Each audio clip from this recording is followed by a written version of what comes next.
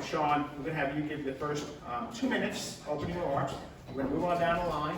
And then with the questions, we're going to alternate who goes first and who goes last. They're going to receive, as the statement before, 2 minutes for the opening statement. They will receive 60 seconds to respond to your questions.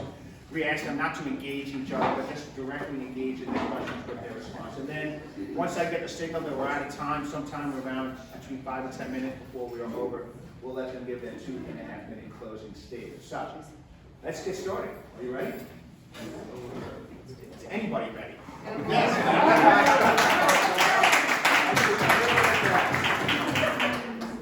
All right, let's go get ready.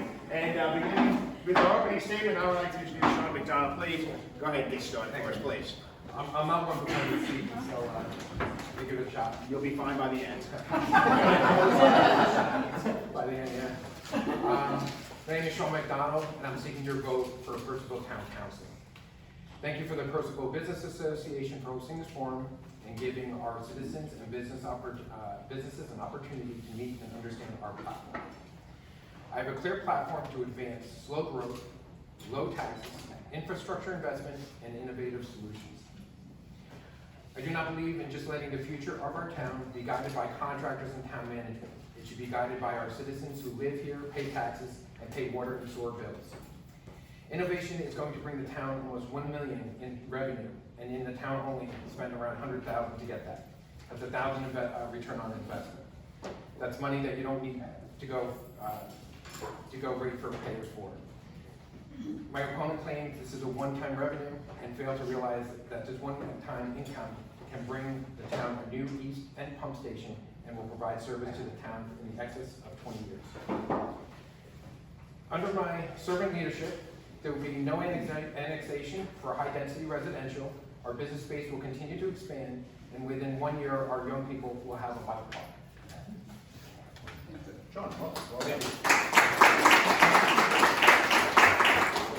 Aaron, you're up. Hi everyone. I'm Erin Rayner. I moved to Loudon around 10 years ago, and we moved out to Percival almost 5 years ago, which I absolutely loved it. And there was a reason why we moved out to Percival. I started working out here with my previous job with the federal government, and I just absolutely loved Percival, fell in love with it. I started coming to the Percival Business Association, met people, met the town folk, and I just loved it. And so I said to my husband, we really should move out here, because when we both moved to America, we had two dreams. One, my husband wanted to live in a town with a water tower. He thought it was quintessentially American.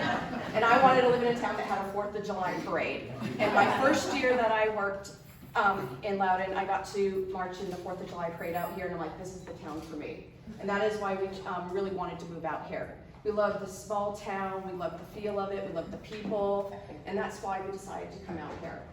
And then I got involved with the town. I've got involved with the PBA. I've been with the PBA for 5 years now, been with all the businesses, working with the businesses.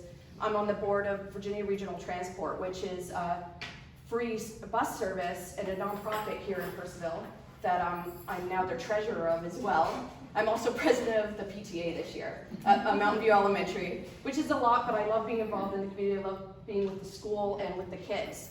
It's awesome. And then our local Blue Ridge supervisor, Tony Buckington, last year appointed me to be on the Loudoun County Fiscal Impact Committee, which is great because then we get, that committee also gets to decide what we spend our money on capital projects, which is very interesting to see how the wealthiest county in Virginia and America gets to spend their money.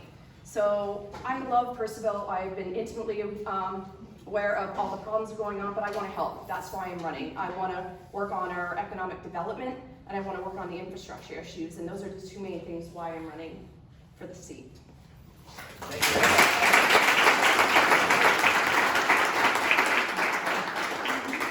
Please. Thank you so much.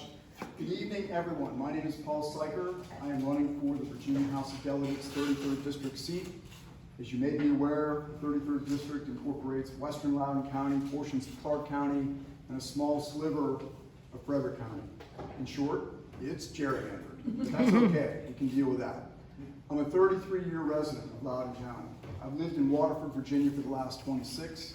I'm a small business owner and entrepreneur. My specialty is in talent acquisition, recruitment, and staffing.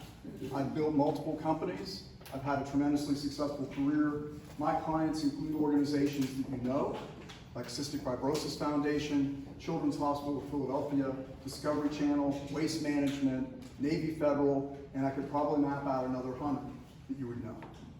I've had a great opportunity to work with a lot of big, complex companies, solving challenging workforce problems. The reason that I'm running for this office is largely because of the events that unfolded on January 6th. Now, before I go on, let me profess, I was brought up in the Eisenhower Republican tradition. I grew up in Pittsburgh, Pennsylvania. I spent my adult life as a Republican until I jumped into this race. And I jumped into this race specifically to take out Dave LaRock. Dave LaRock was there on January 6th. He tried to have Virginia's electoral votes set aside. And on top of all that, he's been egregiously outspoken against COVID-19 vaccines. And I finally hit a tipping point where I said, you know what? I have the time, I have the ability, and I've got the opportunity to actually bring real representation back to the 33rd district. If you don't know this, Dave LaRock's legislative batting average over the last 2 years has been .000. Going back over 8 years, .096. He is a woefully ineffective legislator.